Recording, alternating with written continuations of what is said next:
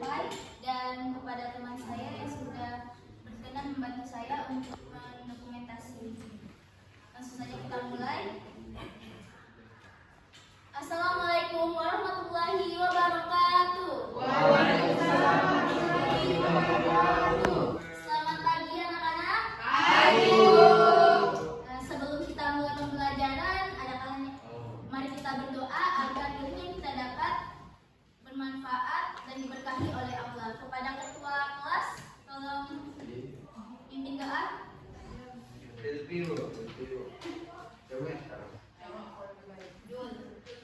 Kepada Zulpandi. Baiklah teman-teman, sebelum belajar ada baiknya kita berdoa menurut agama dan kepercayaan kita masing-masing. Berdoa mulai. Selesai. Alhamdulillah. Apa kabar kalian semua? Alhamdulillah, baik Bu. Alhamdulillah kita ketemu lagi ya. Siapa yang hari ini tidak hadir? Masuk semua hari yuk. Siapa yang hari ini semangat untuk pergi ke sekolah? Tunjuk tangan. Saya. Luar biasa sekali ya. Semoga siapa yang semangat untuk belajar, maka ilmu yang kita dapatkan juga akan lebih mudah.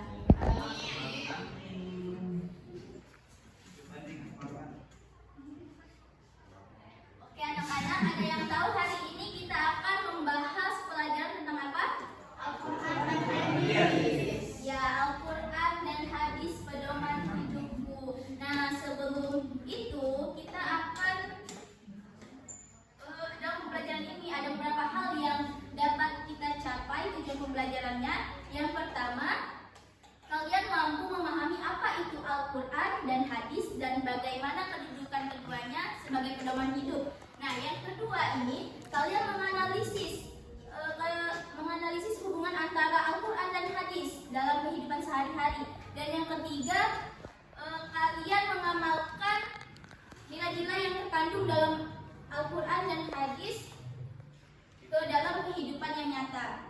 Nah, sebelum kita masuk ke materi, Ibu mau mengingatkan, jadi Al-Quran dan hadis ini adalah pedoman hidup kita sebagai umat Islam. Nah, Al-Quran ini artinya isi yang langsung dilakukan oleh Allah, sedangkan hadis ini penjelasan yang memaparkan materi dari Al-Quran tadi. Nah, langsung saja kita ke materi yaitu pengertian Al-Quran. Al-Quran merupakan kitab yang diwahyukan Allah kepada Nabi Muhammad melalui malaikat Jibril untuk disampaikan kepada manusia. Nah, Al-Quran ini juga merupakan sumber dari ajaran Islam dan sebagai pedoman hidup bagi umat manusia. Al-Quran sendiri terdiri dari 30 juz, 114 surah yang diturunkan secara mutawatir. Kalau untuk ayat berapa? Ayat Al-Quran. Ada yang bilang 6.666. Ya, ada kalau ibu cari di internet ada yang bilang 6.236 ayat dan juga ada yang bilang 6.666 ayat. Nah, Al-Quran tersebut diawali dengan surat Al-Fatihah dan diakhiri dengan surat An-Nas. Yang termasuk itu adalah surat Makkiyah, maksudnya surat yang diturun di Mekah. Selanjutnya,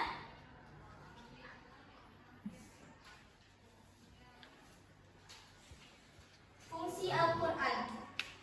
Fungsi Al-Quran yang ada 4. Yang pertama, sebagai sumber ajaran atau hukum Islam yang utama. Maksudnya, Al-Quran adalah kitab yang berisi sebagai petunjuk hidup umat Islam. Semua ajaran, mulai dari cara kita beribadah, berinteraksi dengan orang lain, hingga aturan kehidupan kita sehari-hari, berasal yang harus kita patuhi.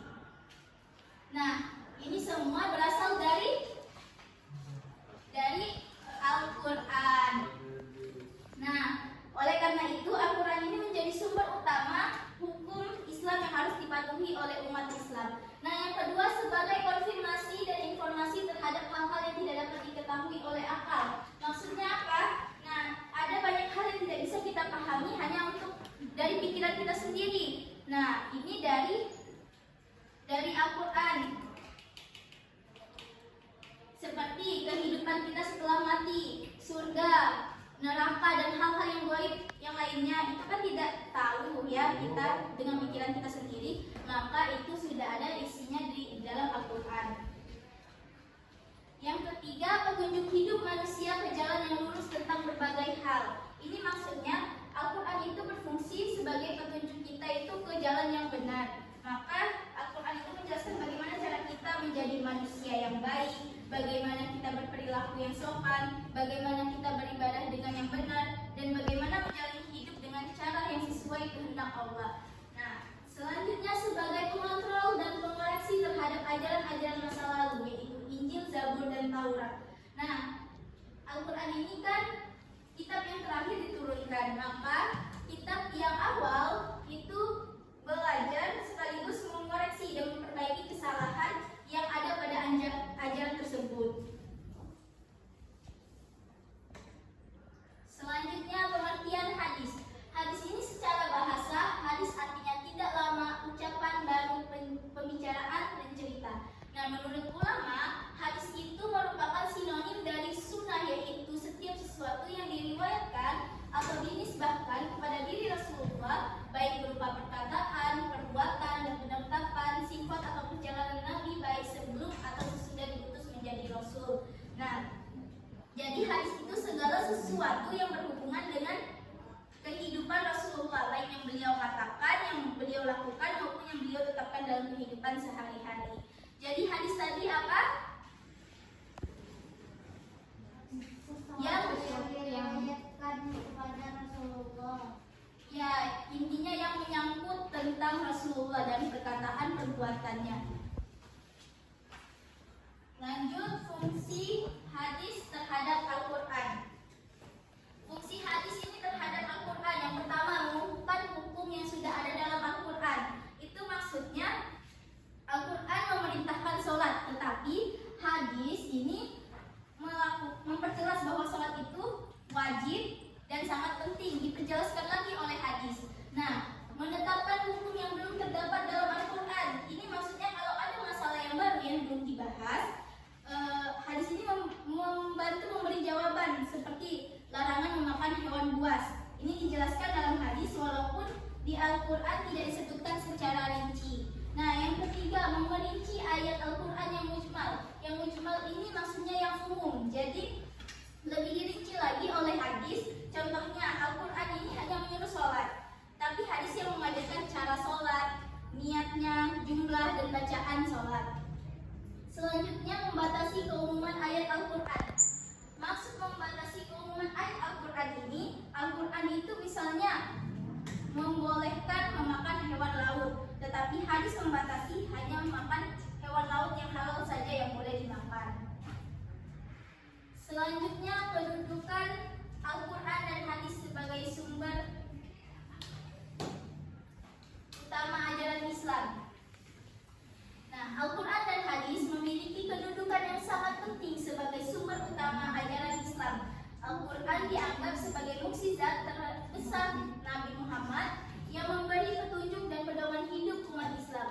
Nah, Al-Quran ini merupakan sumber utama yang mengandung banyak ajaran umum, sedangkan hadis sebagai sumber kedua yang menjelaskan keumuman dari Al-Quran. Hadis juga diterima oleh umat Muslim sebagai sumber hukum agama dan pedoman moral setelah Al-Quran. Jadi Al-Quran dan hadis ini saling melengkapi. Jika tidak ada Al-Quran, maka tidak bisa diterjemah, maka tidak bisa ada hadis. Kalau tidak ada hadis, maka tidak bisa diterjemah, tidak bisa diperintahkan lewat Al-Quran. Nah, selanjutnya hubungan Al-Quran dan hadis. Nah, Al-Quran ini adalah petunjuk utama dan hadis adalah penjelasnya. Keduanya saling melengkapi dan tidak bisa dipisahkan dalam kehidupan seorang muslim. Nah, hadis menjelaskan isi Al-Quran. Kayak yang saya sebutkan tadi, hadis ini menjelaskan isi Al-Quran kayak perintah sholat tadi. Al-Quran hanya menjelaskan perintah untuk sholat, dan hadis ini menjelaskan lebih rinci lagi. Terus hadis memperjelas maksud Al-Quran. Yang saya sebutkan tadi, hadis ini memperjelas maksud Al-Quran ini kayaknya membuat lebih jelas supaya kita dapat mengerti apa yang bahasa dalam Al-Quran itu. Nah, hadis melengkapi Al-Quran. Kalau ada hal-hal yang baru yang belum dijelaskan di Al-Quran, hadis yang melengkapinya. Hadis tidak boleh bertentangan dengan Al-Quran, karena selalu sejalan dengan Al-Quran, karena keduanya berasal dari wahyu Allah, jadi tidak boleh bertentangan dengan Al-Quran. Baik, mungkin itu saja materi yang Ibu sampaikan. Selanjutnya Ibu mau kalian bagi dua kelompok. Untuk dua barisan ini kelompok 1 dan dua barisan ini kelompok 2.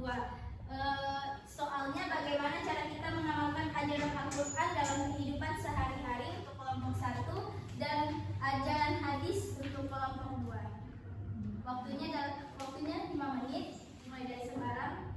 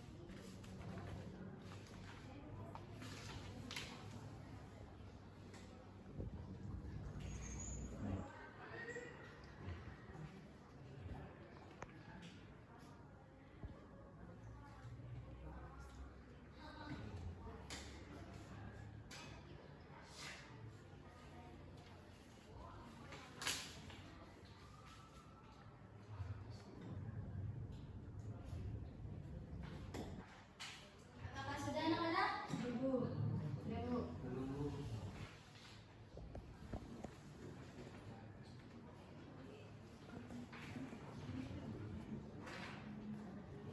Kalau sudah, silahkan perwakilan kelompok untuk maju ke depan.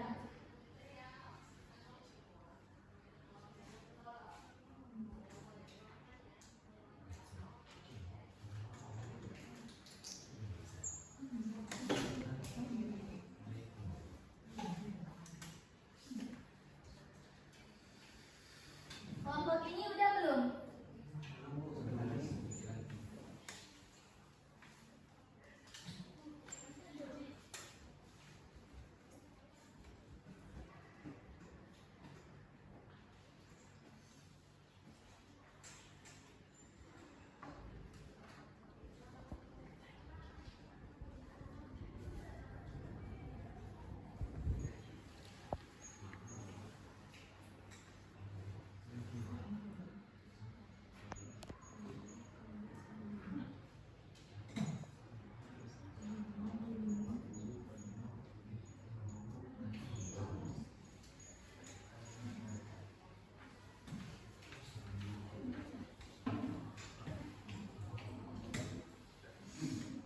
Baik, jika sudah, untuk perwakilan kelompok 1 maju ke depan.